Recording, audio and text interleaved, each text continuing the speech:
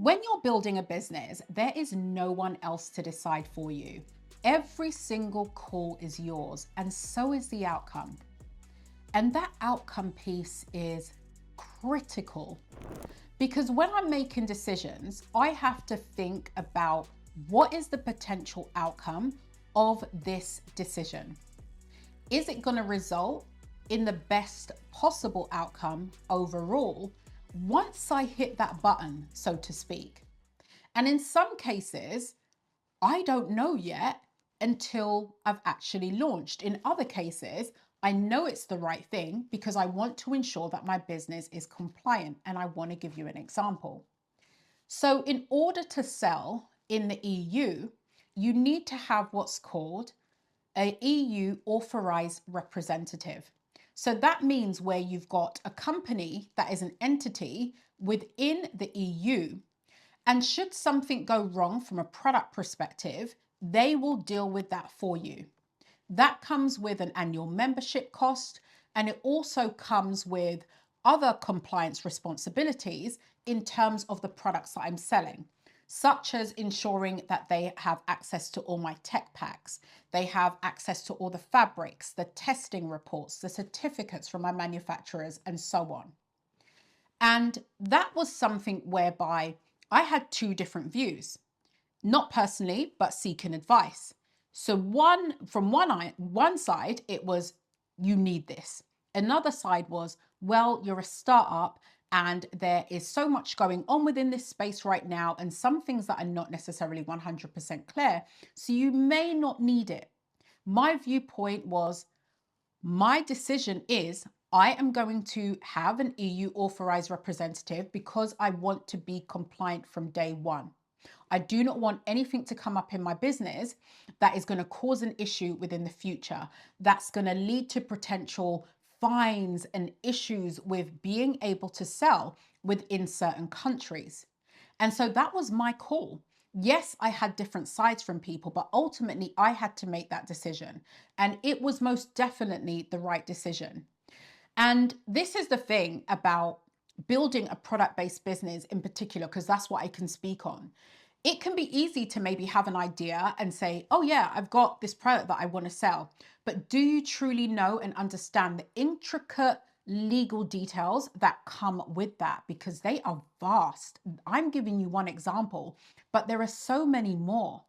And so it's within those moments of being alone and being able to decide, right, is this the best course of action? Do I have the funds for this? And 9 times out of 10, it's not about, do I have the funds? I have to have the funds. It is what it is. It's an extra added cost, but it's a protection measure for my business. And it's also being able to think about, if a decision is made and it doesn't lead to the outcome that I might expect, am I going to be comfortable with that? Am I going to be able to deal with the loss that may come from that? Because there are times when things have happened and I know that my finances and the reputation of my brand is potentially going to be on the line. So I need to protect it from every single angle at all times. And so the accountability piece of this is key. Because even when I am working with other people, whether it be freelancers, whether it be my manufacturer, there are things that they have to do for me. But ultimately, if something isn't right with that, it's not their fault, it's mine. Because I haven't done my due diligence or the checking to ensure that it matches the exact needs that are required for that specific area. So I'll give you an example. When it comes to care labels, I am accountable and responsible for doing my care labels in terms of ensuring that they are legally compliant. They have all the right symbols. They have all the right languages. They have the information that is required by law within certain locations, that they have the relevant graphics. For example, within France, there needs to be the Triman logo. So when I then get a mock-up of that care label, I need to make sure that I'm going through that line by line to ensure that it matches up with the exact overview that I provided to my manufacturer. I cannot assume that it's going to be 100% correct. I need to spend and dedicate that time to going through it before I say approved. And I mentioned last time about being obsessed with the detail. And this is where that obsession comes into play. And yes, you can use AI, but let me tell you something about AI, because I also utilize AI in my business as and where it makes sense. So I will ask AI to pull out things and say, right, can you check? Is there anything within this that's not 100%? And AI will sometimes come back and say, yeah, everything's great. You cannot rely solely on AI for the answers. I have had to go through and tell AI, you've missed 1, 2, 3, 4, 5. And this is why it's so key to ensure that your input and your thought process is on absolutely everything that is being produced. I cannot rely on AI to do everything for me. And so where I mention about being obsessed with the detail, which is one of my favorite phrases, I think to myself, if I wasn't obsessed with the detail, I would need to have someone who is.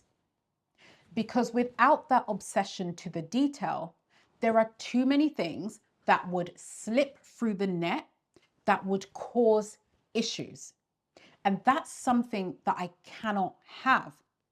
And so when it comes to those decisions, it's being able to have that process that I mentioned in terms of review, breathe, reflect, digest, respond when appropriate, manage expectations, because those things are essential to that decision-making process. But again, to recap, it's also being comfortable with the outcome, assessing the pros, the cons, the associated risks with that decision, because there is no fallback. There is nobody else to blame. If something's wrong, you gotta own it. And if one thing I'm good at among many different things is owning it, I will always own everything. And that includes within my day job. If something hasn't gone according to plan, or if something has gone wrong from within my team, I am going to own it because I am the leader of that team. And this is where leadership comes into play when it comes to making decisions. You have to be able to step up as a leader. And you can't be afraid to make decisions, because without this decision-making process and without coming to a final call, things just stay at a standstill and you can't expect other people to make them for you. I will draw on the expertise of those around me. I will ask questions constantly because I do not know everything. I want to be educated all the time as to how something works and what a person means. I have had people come to me with acronyms and I'm like, I don't know what that is. Can you explain it for me? And of course, there have been situations where I've Googled it and I've had a look, but if I still don't fully understand, I need clarity, because that clarity is then going to help me form what decision I ultimately want to come to. So decisions, it's about being able to make them, being comfortable with the outcome, and then knowing that tomorrow there's also another call to make that you have to own.